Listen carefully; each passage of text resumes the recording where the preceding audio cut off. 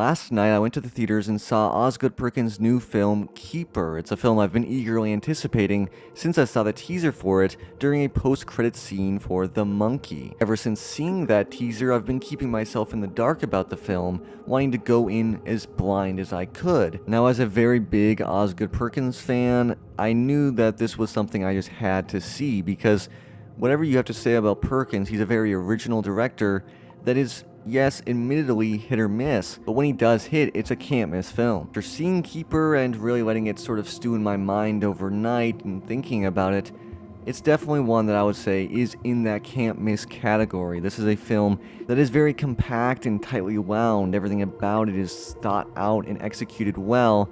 It's a film that is pretty well described and detailed despite being a kind of weird film.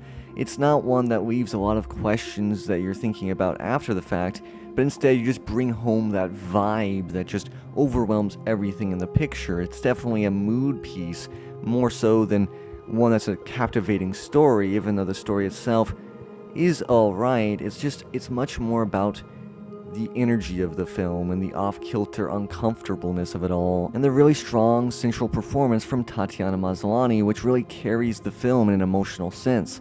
This is a film that I do have my criticisms of. Like I said, it's one that explains itself too much in my opinion and for my preference.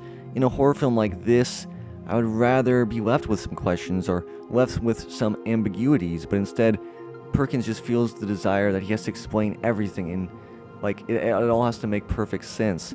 To me, everything made perfect sense by the end of it and was kind of predictable, to be honest. Just from the very opening, you already saw exactly where this film was going, and I guess you could maybe critique it as well, for even though it is a weird movie, it does feel like it kind of goes by some of the beats that you'd expect in a film like this. That being said, there is enough weird creative choices and really cool things that Perkins is doing here that it doesn't feel like a cliched movie, it doesn't feel like your standard art house horror movie, and it doesn't even feel like anything that Perkins has made before, even though it does play with some of the similar sort of things. With some of Perkins' other films, especially stuff like Long Legs, you really feel almost like Kiyoshi Kurosawa inspired the films, and in this one it's a different Japanese director, and that's Takashi Shimizu in his Ju-on films. I really did feel that it had that vibe of just dread lingering over everything, and the fact that it takes place in this one location where the ghosts are haunting the characters, it definitely kind of felt like that, and it also kind of was bouncing off other ideas in other films, but doing them in a better way, in my opinion. So there's a film called Min that came out a couple of years ago that I really didn't like, directed by Alex Garland. It's a horror movie about a similar kind of character. Obviously, she was going through a different thing than the main character in this one, but to be honest, I did kind of feel a similar vibe, but I think this one was executed so much better, despite having kind of a similar theme and similar horror that it was going for. I also was reminded of the movie The Night House, which I do think is a solid movie by David Bruckner, but I think this one was executed just a little bit better and had a little bit more of an unsettling atmosphere. And I think a lot of this is due to Perkins being a very solid director and really knowing how to imbue his films with just dreadful vibes, and he has such this traumatized mindset. His whole landscape of his mind is just really bleak and depressing, and he really knows how to go darker than anybody else and how to make it feel authentic and not just like a cliched fest, horror movie. And that's what I really love about him as a director. And I think with something like this, I just kind of wish he leaned even more into the weirdness of it all. And also, I would say that the opening of the film is a little bit slow, and it's predictable, right? So we know exactly where it's going, but it takes forever to get there. But once we do get there, Perkins really delivers. There's all sorts of creepy ghosts and creepy situations and jump scares that are effective. There was a few jump scares that were effective, even though the film does not obviously lean on jump scares.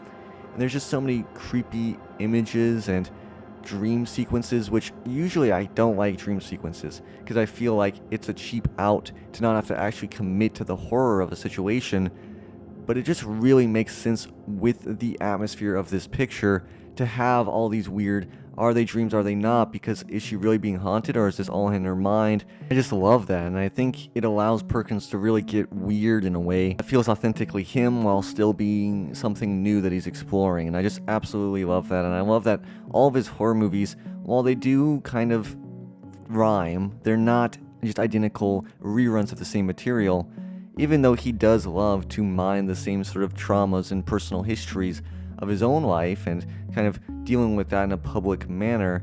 This one didn't feel as much like he's talking to or speaking with all the tragedies of his own life, but instead it felt like maybe pushing things in a different direction, in a more dreamlike atmosphere, in something that's a little bit more haunting, a little bit more like a personal relationship sort of thing between a couple rather than parent and child or any other sort of dynamic. This one really feels haunting and scary in a way that is a little bit different than what he's done before, and I absolutely appreciate that. And I think that he does a really strong job here, making something that's so weird that obviously is not going to have a super strong commercial appeal. This is not going to be a movie that makes like $1 bazillion at the box office. It's already pretty polarized in its reception, right? There's a lot of people that hate this movie and a lot of people that love it, and I think a lot of people's responses to this movie are going to simply be sort of already ones that they have pre-baked in on their perception of Osgood Perkins as a director. So if his other films didn't work for you, this one's probably really not going to work for you.